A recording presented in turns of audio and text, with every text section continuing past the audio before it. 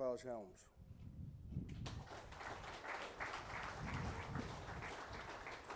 I'd save that applause till after I finished, I think. Today I had a presentation of around 30 pages, which was asked to be cut down to 20, and after now I'm down to 1 page, so bear with me and I'll make it last. Gumatj Corporation, in the years that we started, which weren't that long, took on, through a lot of guidance through the chairman, Gallerina Pingu, and the board, and I've got to say, a lot of support from the board and its people. We in that time commenced by starting up very small community-based enterprises, furniture workshops, meat processing centres, fishing licences, mechanical workshop, preschool, catering, a nursery, a coffee shop. And then we built key industries attached to that, cattle farms, abattoirs, the DRG housing and building construction, which you see one of the buildings there, which we started and built, and also houses in Gunyagara. Also the timber mill, waste management and ground maintenance, and we have a fairly large portfolio of investments outside. It was on this basis, and only this basis, that we looked at building the community up to where we thought we could grow.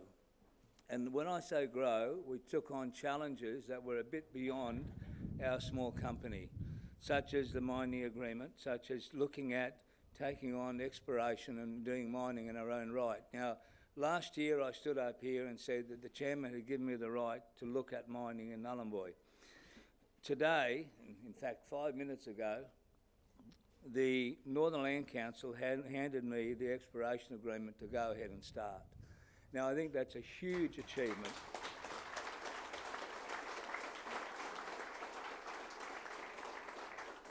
Now, we're not going to be Rio Tintos. We're certainly not going to be Alcans. We're not going to be Nabalcos, nor Ali Swiss, because I've been here that long. But generally speaking, our core business will be training Indigenous people all about mining, so they really understand what mining's about. From exploration, which I might add starts on the 17th or 14th of September, our first drill holes will go into the ground, so that they fully understand the beginning to the end of mining, so that future negotiations, future mining will be understood by the Yolngu people, not just by the lawyers or by the accountants or by people like myself, but the Yolngu people, so that they can negotiate a fair deal from the beginning, if not own their own mine. That's our target, and that's what we'll do. We've looked a little bit beyond the exploration side and the mining side, because bauxite has a definitive life here. We don't know how long it's going to be here. Maybe 20 years, 15 years, we don't know. What we then looked at was what happens after bauxite. What happens when there is no more bauxite, there is no more royalties? We had to look at a future growth or sustainable industry that could be attached to that. So we took on the added work of looking at forestry.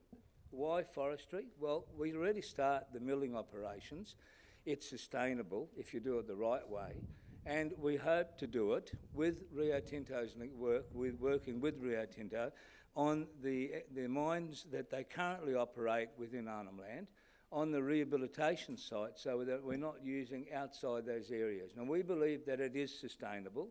We have experts working with us, and what we want to do is basically give the leaders now, their children's children, a sustainable job after the mining has gone, right? That's our target. That's what we're going to do. The board is fully in supportive of this. We have done a lot of work in the last year trying to negotiate how we're about to do it. But I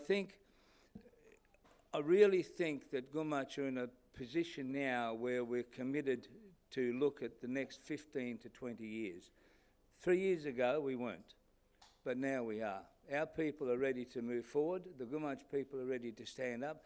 The board is ready to stand up and take responsibility. But more importantly, the community itself is ready to back all that's what we're doing. And I think that's important. I'm trying to rush this through. I'm sorry. I've got 4 minutes to get this done. So I will just say this, that without the community, without having the whole community behind Gumatj Corporation, this would never work. It will not work. So every effort we're making is to employment. We have over 60 people employed now. We hope to get that number up to about 80 people. I think in the next 2 years you will see the cornerstone of Gumatj Corporation really fly ahead. But it does need the support of people like Rio Tinto, and I thank their support for that, and the people on the ground. It's not just the top people, it's the people that work here that we're working with. But also, it's the general community of Nhulunbuy and of the Gove region. We don't do this just for Gumatj Corporation or the Gumatj Board. We're doing it for the Yolngu people across the Northern Territory, particularly in Arnhem Land, yes. And that is our key focus.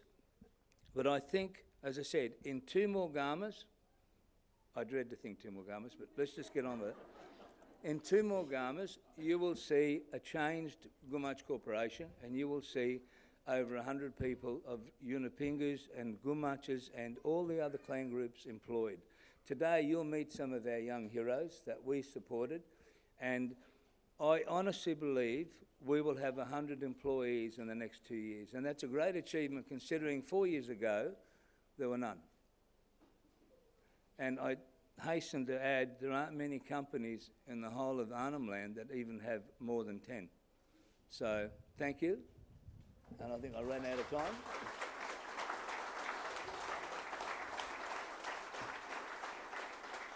I must add, Ron, thank you for running back and getting this for me, because now we can go ahead and start drilling.